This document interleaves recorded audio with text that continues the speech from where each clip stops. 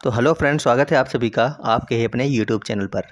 तो आज हम लोग बात करने वाले हैं अपने वर्तमान में हमारे देश में कौन क्या है, मतलब कौन प्रधानमंत्री, कौन रक्षा मंत्री या फिर कौन आरबीआई का गवर्नर है। तो आप लोगों को लगातार यहाँ पर बने रहना है और यहाँ से आपको आपके हर एक एग्जाम में 1 से 2 क्वेश्चन देखने को मिलने वाले हैं।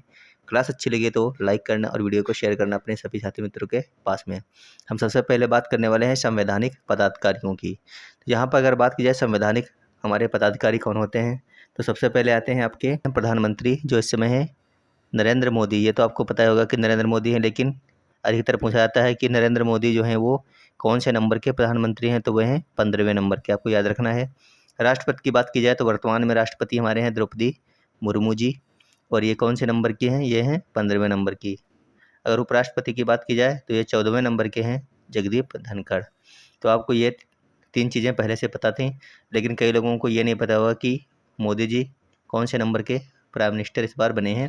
तो ये बने हैं 15वें नंबर के। अगर राष्ट्रपति की बात की जाए तो ये भी द्रौपदी मुर्मू जी जो हैं ये 15वें नंबर के राष्ट्रपति हैं। अगर उपराष्ट्रपति की बात की जाए तो ये 14वें नंबर के हैं, जगदीप धनखड़ जी। आगे बात करते हैं न्यायिक प्रमुख की, कि हमारे यहाँ पे कौन कौन से न्यायिक प्रमुख हैं।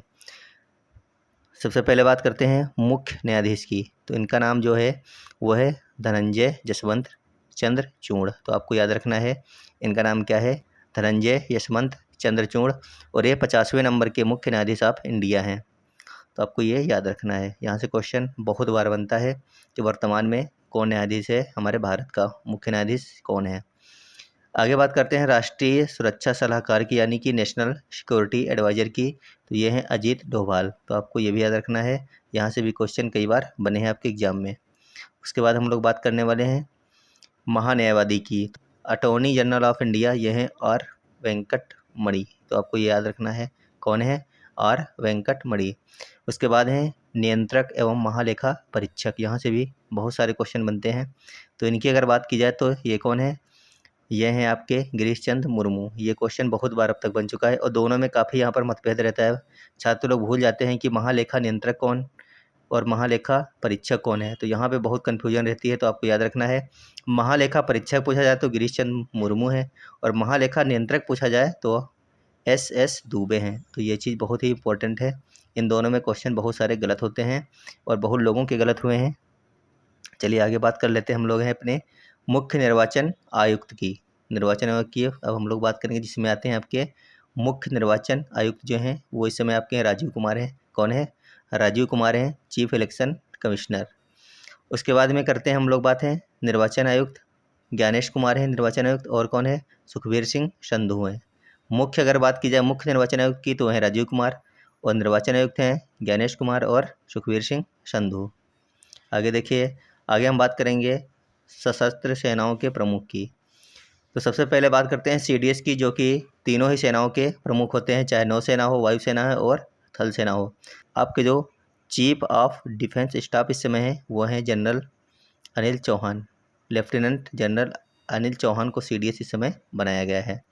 उसके बाद में बात करते हैं नौसेना अध्यक्ष की। तो दिनेश कुमार त्रिपाठी हैं, ये 26 नंबर के सेनाध्यक्ष हैं, नौसेना अध्यक्ष। उसके बाद अगर बात करें वायुसेना अध्यक्ष की तो विवेक राम चौधरी हैं, जो कि 27वें नंबर के वायुसेना अध्यक्ष हैं।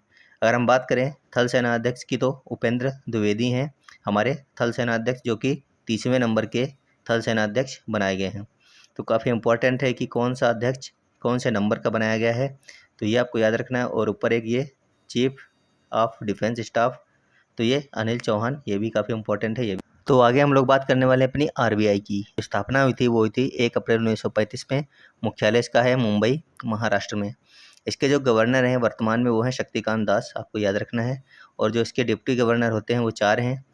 पहले आपके हैं स्वामीनाथन जानकी रमन, दूसरे जो हैं एम राजेश्वरी राव हैं, जबकि तीसरे नंबर के हैं डॉक्टर एम डी पत्रा, और चौथे जो हैं वो हैं टी रविशंकर। तो आपको याद रखने हैं ये 4 जो हैं इसके डिप्टी गवर्नर हैं, और जो मुख्य गवर्नर हैं आरबीआई के वो हैं शक्तिकांत दास। इसकी स्थापना 1 अप्रैल 1935 को हुई थी। मुख्यालय है महाराष्ट्र, मुंबई में।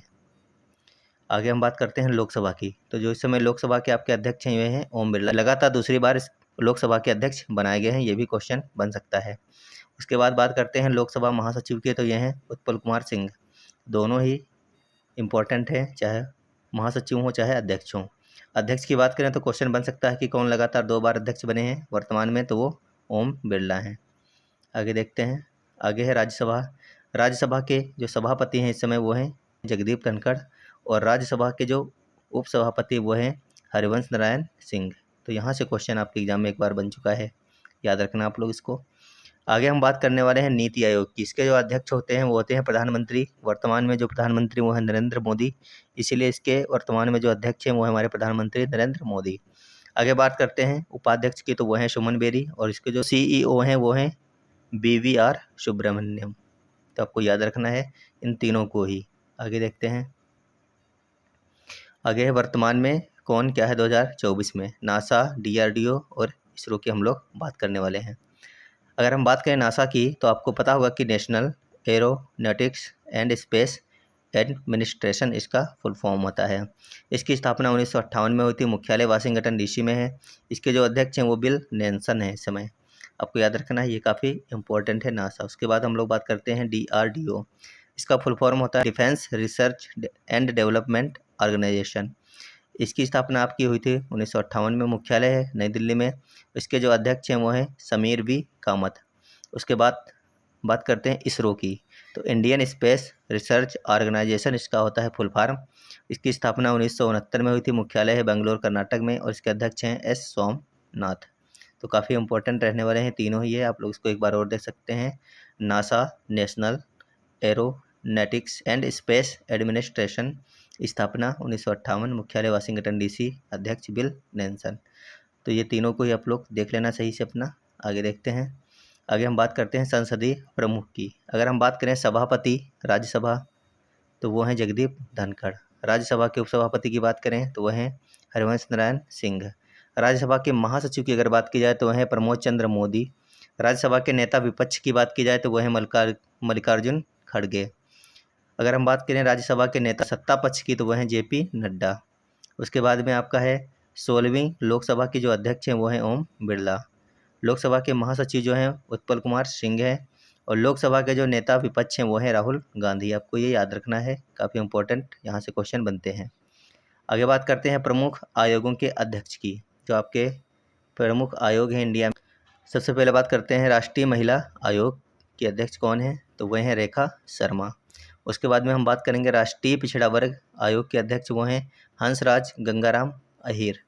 उसके बाद में बात करेंगे हम लोग अनुसूचित जनजाति आयोग के राष्ट्रीय अध्यक्ष जो हैं वो हैं आनंद सिंह आर्य। उसके बाद में है राष्ट्रीय अनुसूचित जाति आयोग अध्यक्ष वो हैं किशोर मकवाना। उसके बाद में राष्ट्रीय मानवाधिकार आयोग अध्यक्ष वो हैं विजय भारती शयानी।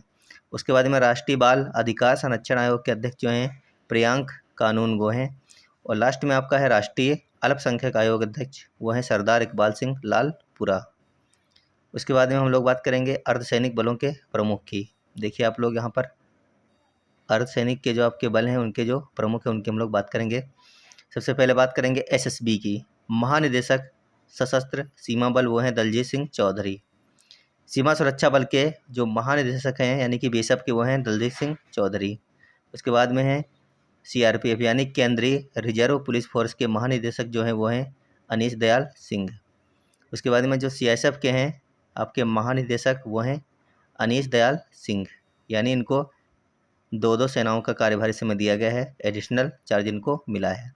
उसके बाद में बात करते हैं NSG यानी कि राष्ट्रीय सुरक्षा गार्ड की, तो वह B श्रीनिवासन। उसके बाद में है SPG यानी कि विशेष सुरक्षा समूह के निदेशक जो हैं वो हैं आलोक शर्मा। और भारत तिब्बत सीमा पुलिस ITBP के महानिदेशक जो हैं वो हैं राहुल रसगोत्रा। तो काफ़ी इंपॉर्टेंट है ये, आप लोग इसका PDF ले सकते हैं। आगे देखते हैं राष्ट्रीय आपदा प्रतिक्रिया बल यानी कि NDRF, इसके जो महानिदेशक हैं वो हैं पीयूष आनंद। ये काफ़ी इंपॉर्टेंट है, आपको इस समय पता ही है कि NDRF काफ़ी अहम भूमिका निभा रही है जहाँ पर भी बाढ़ या फिर भूकंप आते हैं वहाँ पर। उसके बाद में बात करते हैं RPF यानी कि रेलवे सुरक्षा बल के जो महानिदेशक हैं वो हैं मनोज यादव। और लास्ट में आपका असम राइफल यानी कि AR, इसके जो महानिदेशक हैं वो हैं विकास लखेरा। तो इम्पोर्टेंट हैं ये तीनों नाम भी, और इन तीनों में सबसे इम्पोर्टेंट है NDRF यानी कि पीयूष आनंद। आगे आप लोग देखिए गुप्तचर एवं जांच संगठनों के प्रमुख। जो आपके जांच संगठनों के प्रमुख हैं हम लोग उनकी बात करेंगे यहाँ पर। सबसे पहले नाम आता है CBI डायरेक्टर, वह हैं प्रवीण सूद। दूसरा नंबर आता है आपका ED का, यानी कि प्रवर्तन निदेशालय, वह हैं राहुल नवीन। इसके जो अध्यक्ष हम लोग उनकी बात कर रहे हैं, जैसे कि सीबीआई के हो गए प्रवीण सूद। उसके बाद में ईडी के जो डायरेक्टर हैं वो हैं राहुल नवीन। उसके बाद में बात करते हैं प्रमुख रिसर्च एंड एनालिसिस विंग की, यानी कि RAW, तो वो हैं रवि सिन्हा। उसके बाद में हम लोग बात करेंगे प्रमुख इंटेलिजेंस ब्यूरो यानी कि IB की, तो इसके जो अध्यक्ष हैं वह हैं तपन कुमार डेका। लास्ट में आपका आता है CVC यानी कि अध्यक्ष केंद्रीय सतर्कता, तो वह हैं प्रवीण कुमार श्रीवास्तव। आगे आपका है यहाँ पर SBI के जो नए अध्यक्ष बने वो हैं चल्ला श्रीनिवासुल शेट्टी, तो आपको ये याद रखना है। SBI का अगर हम फाउंडेशन की बात करें तो 1 जुलाई 1955 में, इसका हेडक्वार्टर मुंबई महाराष्ट्र में है, आपको ये याद रखना है। UPSC की नई जो पर्सन बनी है वो है प्रीति सूदन। जो आपके न्यूज़ चैनल्स होते हैं, इसकी सबसे बड़ी जो संस्था है NBDA यानी कि news broadcasters and digital association के जो अध्यक्ष बनाए गए वो हैं रजत शर्मा। उसके बाद में सुप्रीम कोर्ट बार एसोसिएशन के जो अध्यक्ष बने वो हैं कपिल सिब्बल। आगे बात करते हैं अपने जियोलॉजिकल सर्वे ऑफ इंडिया, इसके हैं अजीत साहा। उसके बाद में रेलवे बोर्ड का नया जो CEO बने वो हैं जया वर्मा सिन्हा, यानी कि first woman CEO railway board की ये बनी है जया वर्मा सिन्हा। भारत पर्यटन विकास निगम के जो अध्यक्ष हैं वो हैं संबित पात्रा। सोमनाथ मंदिर ट्रस्ट के अध्यक्ष हैं स्वयं प्रधानमंत्री नरेंद्र मोदी। और UDAI के जो CEO हैं वो हैं अमित अग्रवाल। उसके बाद में SAI यानी कि सेल के जो नए अध्यक्ष बने वो हैं Amarendra Prakash. Steel authority of India limited, अगर इसकी बात की जाए तो इसका जो फाउंडेशन है वह है 19 जनवरी 1954 का, और इसका जो हेडक्वार्टर है वो है नई दिल्ली में। आगे हम बात करेंगे JNU की पहली महिला कुलपति कौन बनी है, वो हैं शांति श्री धुलीपुड़ी। उसके बाद में देश के नए मुख्य आर्थिक जो सलाहकार बने हैं वो हैं डॉक्टर अनंत नागेश्वरन। इसके बाद में नेस्कॉम के जो नए अध्यक्ष बने वो हैं सिंधु गंगाधरन। विक्रम साराभाई अंतरिक्ष केंद्र के जो निदेशक हैं वो हैं डॉक्टर उन्नी कृष्णन नायर।